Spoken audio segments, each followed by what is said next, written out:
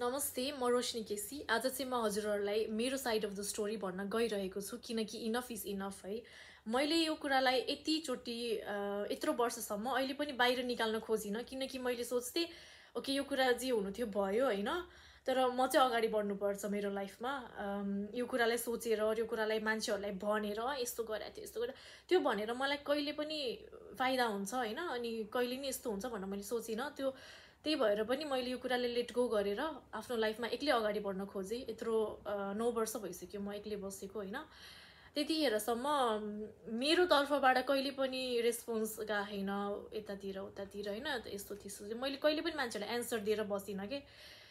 अब क्लोज मान्छेहरूलाई मेरो साथीहरूलाई त उनीहरूलाई त थाहा छ के भयो भनेर होइन, तर यो कुरा आई थिङ्क त्यो मेरो मन शान्तको लागि पनि मैले अहिले एउटा भिडियो बनाइरहेको छु होइन, किनकि यो कुराले एउटा प्लेसै भेटाउन खोजे होइन कि एउटा राम्रो हुन्छ नि एउटा ठाउँ दिन सकेको छैन क्या मैले आफैले यो कुरालाई। त्यही भएर यो भिडियोमा मैले जोको नाम लिन्छु त्यो मान्छेले अहिले आएर मेरो नाम यसरी युज गरी भनेर चाहिँ नभन्नु होला, किनकि हजुरहरूले त्यतिखेर जस्तो बिहेभ गर्नुभएको थियो नि मलाई, त्यो कुरालाई मैले अहिले आएर पनि हुन्छ नि ओके नर्मल थियो त्यो कुरा, त्यही भएर छोडिदिनु त नि भन्न सक्दिनँ कि, किनकि त्यो भनेको एकदम त्यो मानवताभन्दा पनि माथिको कुरा हो कि भन्नाले त्यो मानवता नै होइन भनौँ न, आई डोन्ट नो कसरी भने त्यो मान्छे नै होइन जस्तो लाग्थ्यो कि त्यतिखेर हजुरहरू, किनकि जे गर्नुभयो त्यो एकदम रङ थियो है। म एकचोटि अब नरोकिन भन्न ट्राई गर्छु त्यो कुराहरू। सो म चाहिँ 8 वर्ष हुँदाखेरि बेल्जियम आएको थिएँ। त्यतिखेर मेरो मम्मी चाहिँ म 3 वर्ष हुँदाखेरि आउनुभएको थियो अनि मेरो बाबा चाहिँ म 6 महिना हुँदाखेरि बेल्जियम आउनुभएको थियो होइन। मैले मेरै मम्मी बाबालाई राम्रोसँग चिनेको थिइनँ त्यतिखेर।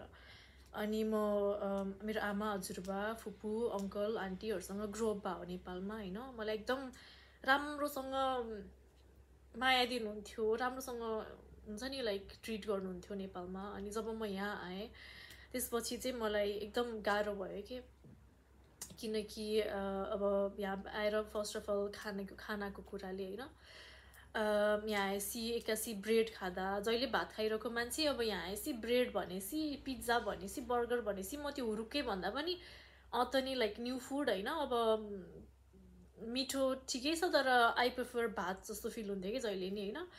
अनि त्यसपछि अब मम्मीले मलाई टिफिन पठाउनुहुन्थ्यो ब्रेड हालेर होइन, अनि ब्रेडमा पनि अब एक साइडमा बटर एक साइडमा चक्लेट अनि बिचमा चाहिँ चिकन हालेर पठाउनुहुन्थ्यो। अनि अहिले सोच्दाखेरि छ्या कस्तो डिस्कस्टिङ कम्बिनेसन थियो त्यो भन्ने सोध्छु है, तर त्यस्तै पठाउनुहुन्थ्यो मलाई। अनि मैले खान्थिनँ कि मलाई मनै पर्थेन त्यो। अनि त्यसपछि मैले मम्मीलाई एकचोटि पनि भने मलाई यो खाना मन पर्दैन अरू केही पठाइदिन्छु न भनेर, सी वाज लाइक नो। अनि मैले चाहिँ भने कि चक्लेट मात्रै हालिदिनु न बरु खान्छु भनेर, नो यही हो खाना यही नै खा तैँले हुन्छ नि, यही नै मैले नि यही खान्छु तैँले नि यही खा। अनि त्यसपछि यो मलाई दिएर पठाउनु भयो होइन। अनि त्यसपछि अब एक दिन मैले खाना फिर्ता लिएर आएँ, खाना फिर्ता लिएर आएको देखेर खाइनस् खाना टिफिन खाइनस् आज भनेर मलाई पिट्न थाल्नुभयो कि। त्यो चाहिँ मेरो फर्स्ट टाइम थियो मैले पिटाइ खाएको लाइफमा, पिटाइ डेन्जर पिट्नु भयो होइन। अनि त्यसपछि मलाई के भन्नुभयो भने अब तैँले आज खाना टिफिन नखाएको भएर आज बेलुकाको भात पनि पाउँदिनस् तैँले भन्नुभयो कि। अनि मलाई खानै दिनु भएन कि त्यो दिनको बेलुका होइन। अनि त्यस्तै सिचुएसनमा मैले म डराउँथेँ अब ला अब टिफिन फाल्यो भने मैले खाना पाउँदिनँ कि बेलुका होइन। अनि त्यसपछि म त्यही पनि उता के अरे टिफिन लिएर जान्थेँ। अनि कहिलेकाहीँ अब झ्याप्प टाइम मिल्दाखेरि अब खानै मलाई त के गर्ने होइन। अनि मेरो साथीसँग चाहिँ कस्तो मिठो मिठो ब्रेडहरू लिएर आउँथेँ कि तिनीहरूले कहिले एउटा दिन्थे कहिले अर्कोले कहिलेकाहीँ यसो दिन्थे मलाई होइन। अनि मलाई नि मेरो नि त्यस्तै मिठो ब्रेड भइदिएको भए म नि खान्थेँ होला जस्तो फिल हुन्थ्यो कि। मैले मम्मीलाई भनेको कि मेरो साथीले चाहिँ हुन्छ नि त्यो चिकन करी यताउता हालेर ल्या हुन्छ त्यो किपक्युरी होइन, त्यो लिएर आएको हुन्छ ब्रेडमा, म नि त्यस्तै मनपर्छ भन्दाखेरि लाइक कहिले पनि मलाई त नि त्यसो भए म किनिदिन्छु लिएर जा भनेर भन्नु भएन कि। त्यही नै हो खाना त्यही नै खा जस्तो गर्नुभयो कि। अनि त्यसपछि मैले अब आफ्नो खाना कहिलेकाहीँ बाहिर फाल्न थालेँ होइन। अनि साथीहरूले नि मेरो खाना चाहिँ खान नखोज्ने कि उनीहरूको चाहिँ खाना दिन्थे होइन, तर यो खान्छस् र भन्दाखेरि नो नो नो छ्या त्यो चाहिँ म खान्न है भनेर भन्थेँ कि सबैले। अनि त्यसपछि चाहिँ बिस्तारै बिस्तारै अब त्यो कुरा भयो होइन। अनि त्यसपछि मलाई 10 वर्षको उमेरमा मलाई पिरियड भयो क्या फर्स्ट टाइम। अनि त्यसपछि मैले मम्मीलाई अब गएर के भन्ने, अनि मैले गएर भने कि मम्मी म पन्छिएँ भनेर।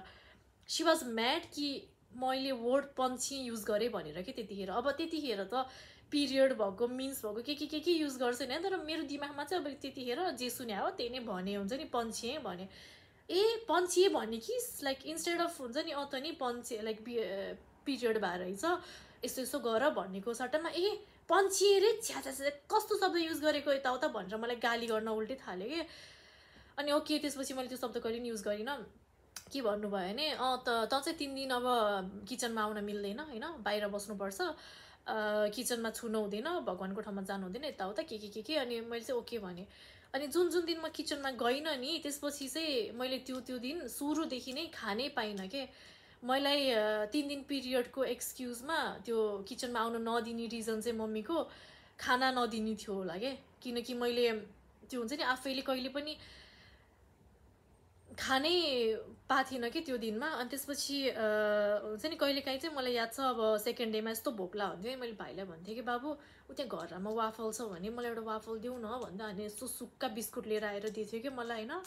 मसँग एउटा भएको त्यही पानी थियो, त्यही पानी र बिस्कुट खाएर म कोठामा बस्थेँ कि। अनि त्यसपछि अब भन्यो भने रिसाएर मलाई फेरि पिट्नुहुन्छ होइन।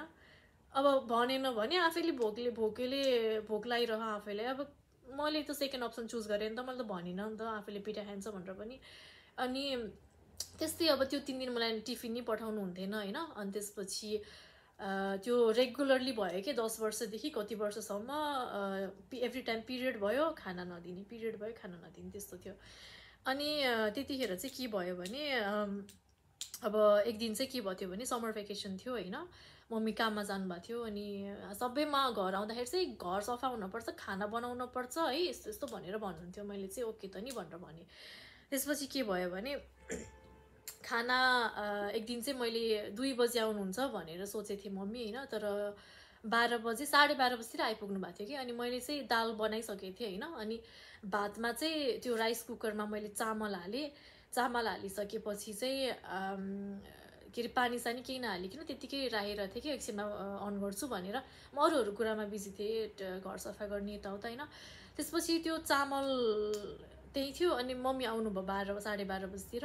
अनि त्यसपछि के भन्नुहुन्छ भने भात बसाली छैनस् भन्नुभयो। मैले नाइ अब बसाल्नेवाला थिएँ भात भनेर भने होइन, नर्मल एन्सर। त्यसपछि चाहिँ मलाई के अरे यता आइज त भनेर त्यो जुन के अरे कुकर राइस कुकर हुन्छ नि, राइस कुकरले मलाई त्यो भित्रको त्यो भाँडा उठाएर मलाई पिट्न थाल्नु, त्यो हान्न थाल्नुभयो क्या राइस कुकरले, डेन्जर हान्न थाल्यो। त्यो चामल छिरल्ले है जताततै मैले पिटाइ खाछु ड्याङ्की ड्याङ होइन। अनि त्यसपछि त्यो गरेन भनेर क्या। अनि अब भनौँ न 1 हप्तापछि घर आउनुभयो अरे फेरि। मैले अब फर इक्जाम्पल भ्याकुम लाउन बिर्सेँ अरे होइन, भ्याकुम लाइनस् घरमा, भ्याकुमले पिट्ने होइन फेरि पनि। अनि त्यसपछि त्यस्तै कुराहरूमा एकदम सानो कुराहरूमा होइन भ्याकुम लाइनस् अब ला नि त भनेर त्यस्तो इजिली नि हो नि त त्यो कुरा त। आई डोन्ट नो उसको दिमागमा के थियो त्यो कुरा है, तर अति त्यो हुन्छ नि मलाई चाहिँ जेले पनि टर्चर दिन खोज्ने कि त्यो बेलामा। अनि के भयो भने एकचोटि चाहिँ मैले आफ्नो के अरे त्यो घरमा एउटा ल्यापटप थियो, त्यो चाहिँ यसो हेरेँ कि। अनि त्यो ल्यापटपमा चाहिँ अब ऊ चाहिँ एकजना मान्छेसँग बोल्दो रहेछ होइन, दुबईमा बस्ने। टाइम ल्यापटप ओपन, हामीलाई चाहिँ राम्रो ट्रिट गर्ने कि भन्नाले भाइलाई चाहिँ जहिले राम्रो ट्रिट गर्नुभएको थियो, कहिले केही थिएन होइन। तर मलाई नि एकदम ल्यापटप अन गर्ने बित्तिकै गरेर बोल्न थाल्ने होइन। अनि त्यसपछि बोल्न थालेपछि जब बोल्छ नि तब मलाई चाहिँ एकदम कि छोरी यस्तो गर त के अरे यस्तो गर त भन्ने हाँस्ने होइन, कोला ल्याइदेऊ त यस्तो गर उस्तो गर। ल्यापटप बन्द, रियल फेस माथि के फेरि हुन्छ नि, अघि नै किन खाना बनाएको भन्दा किन नबनाएको भन्ने पिट्ने होइन। अनि त्यसपछि एउटा सिचुएसन चाहिँ अर्को मलाई के याद आयो भने एक दिन चाहिँ जीवन आन्टी घर आउनुभएको थियो कि, त्यो चाहिँ मेरो मम्मीको साथी हो, अहिले पनि स्टिल साथी नै छ। जीवन आन्टी घर आउनुभएको थियो। अनि त्यतिखेर चाहिँ यसो भन्नुभयो मेरो मम्मीले, पास्ता बना त भन्नुभयो। मैले चाहिँ टमाटर सस रहन्छ भनेर भनेँ कि, त्यतिखेर म 12 वर्षको थिएँ।